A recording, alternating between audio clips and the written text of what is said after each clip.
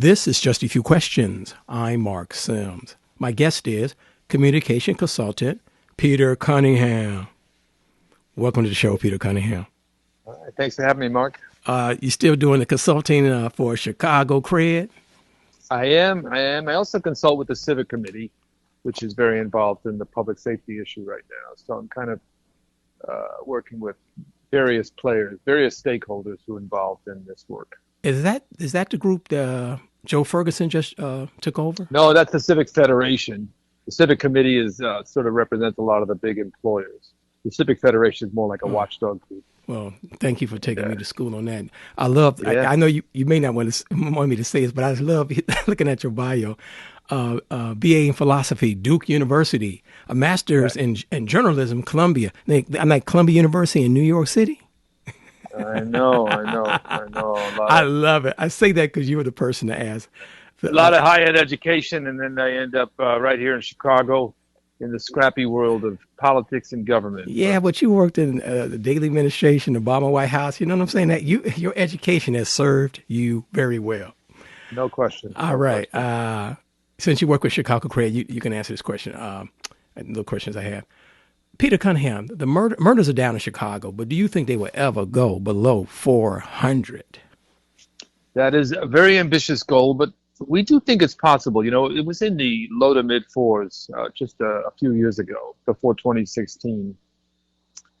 And it shot up in 2016, and then it went down 13 to 15% after that. And it was, I believe, back under 500 and shot up to 800 in 2016, but I was back under 500 by 2019. Then the pandemic threw it all out of whack again. Yeah, we've had 2 years of double-digit declines, and if we have 3 more years of double-digit declines, we will be at or about 400, which we haven't been under since 1965. I do think it's possible, but it definitely requires constant push. I hope Mayor Johnson really makes that a goal, and I think it's going to happen. You know how I feel about demographics. Demographics not always destiny, but with the work of organizations like Chicago Cred, and people are just really committed to doing this, and some demographic changes, I think it's going to happen. Murders are down. We all know that, but the robberies and the carjackings. So, Peter Cunningham, what do you think it would take to dramatically reduce robberies and carjackings? Well, there's sort of 2 versions of that. One version is guys who are desperate for money. The other version is guys who are looking for a thrill. And both of them seem to be at least somewhat mitigated by giving people alternatives. If you give guys a way to feed themselves, pay rent, and make a little money, I think you'd see armed robberies go down. A lot of these guys are just hungry. And some of them really, are different. They just want to do it for fun.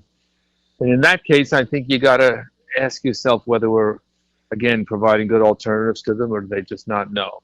I'm not saying there won't be some people who just still want to do it. But if you really, really actively work hard to give the guys a chance to get in the legal economy and give the younger ones alternative activities, that are fun, maybe that would help. That aside, it's really hard to see how to create a deterrent for armed robbery when it can happen anywhere at any time to anyone. So I hope Mayor Johnson, I don't think you were a supporter of Mayor Johnson during the election, if you will, but I could be wrong. But I really hope he's successful. And since he's from the Chicago Teachers Union, I haven't really seen a plan. Maybe I haven't read it yet. Maybe my fault. That, hey, we're going to try to tweak the education system. And this sounds mean, but I like saying it. A lot of CPS students are not going to get a 4-year bachelor's degree or a master's degree. It ain't happening. And so what type of education you give those students who are, they may get an associate's on something, but some people never get an associate's. I don't have an associate. So what kind of education you going to give them so they don't come out of school wreaking havoc on us here in the city? Yeah, I think that the education system is like a big, gigantic ship that takes a really long time to make a turn. And, the business world, on the other hand, turns on a dime, when they decide they need to, bring technology into their operation, they just do it in a year or 2 or 3. Whereas the school system yeah, I still don't think is preparing enough kids, to compete in the digital knowledge economy. In many ways, they're still teaching subjects that they've been teaching for 100 years. I mean, it's evolved. I'm not saying they're stuck in, the 1930s, but, there's a lot of content that's still being taught that may not feel relevant to young people. That has to change, and that requires a big old ship to change direction quickly, or faster than it has. And it's just been a real problem in the education sector, and I've seen it in every dimension of the sector: higher ed, K to 12, teacher colleges. Um, it's just a really, really big industry, and it doesn't move, it doesn't adjust quickly. Yeah, Peter Cunningham, you work with young people, of course, with Chicago Cred, but I was going through some of the statistics, and they say like half the murders in Chicago, it's like 41%, it went up to 53%. Like half the murders in Chicago are adults over 30. Do you have any insight on that?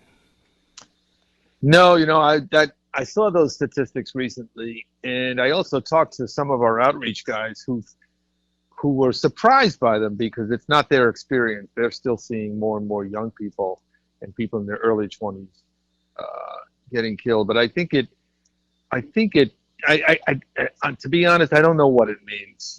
I could speculate about it. Like, I think it may be that the killings are going further and further to other places, to other neighborhoods, and so it's less about direct gang rivalries or direct kind of personal beefs among young people. I don't fully understand it. It's a troubling trend, but I mean, any trend in murders is troubling. If somebody said they're getting younger, that would be just as troubling, maybe even more troubling. So I don't really know what to make of it. That suddenly some of the victims seem to be older.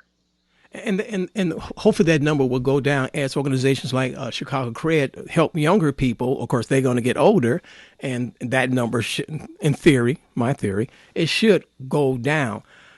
I Go ahead. mean, the CBI community, the violence prevention community, CBI stands for Community Violence Intervention, is, among other things, one of the most successful reentry programs in the whole country. I mean, we're taking thousands of guys who may have been incarcerated, may have been justice involved, I think is the term people use these days, and giving them a way to make a decent living, support their families, and do work that they are uniquely qualified to do. Not anybody can do what they do. In fact, hardly anyone can do what they do. And we're more and more, we're professionalizing their work. We're giving them the chance to really see a career path. Several of them are in a leadership academy run by the Crime Lab, and they're having a graduation tomorrow at the White House. So, they're being recognized widely for really being a vital sector in the public safety space. And that's great, because that's the way they should be treated, with that respect. They should be honored and valued. And that's what we're trying to do. Well, Peter Cunningham, once again, thank you for being my guest, and leave us a little insight or hope, or do you see on the horizon that the crime rate is going to get better here in the city of Chicago? Well, I'll tell you the biggest thing, and we talked about this last week at South Shore, was that everybody's aligned. The community, getting the community violence intervention organizations, the philanthropists who have been very, very active in supporting CBI groups for the last 8 or 9 years. The business community is now more and more committed, especially in the last year, with the civic committee stepping up. And governments at all three levels, really all four levels, city, county, state, and federal, are all recognizing the importance of CBI. So everybody is aligned, and I think we have the potential to do something no one's ever done. We also have a new superintendent who believes in this, and he said that at South Shore last week. So, that kind of alignment is pretty rare in public policy, that really everybody is standing together and saying this is the right thing to do. And so we need to make the most of that opportunity. We need to be as smart as possible about how we do CBI. I often say the only thing worse than doing it too slow is doing it too fast. That's why we're trying to bring 2 or 3 neighborhoods at a time up to scale. Because if we do it too fast and the money is not spent well, people will say, "See, it's just not a good use of dollars."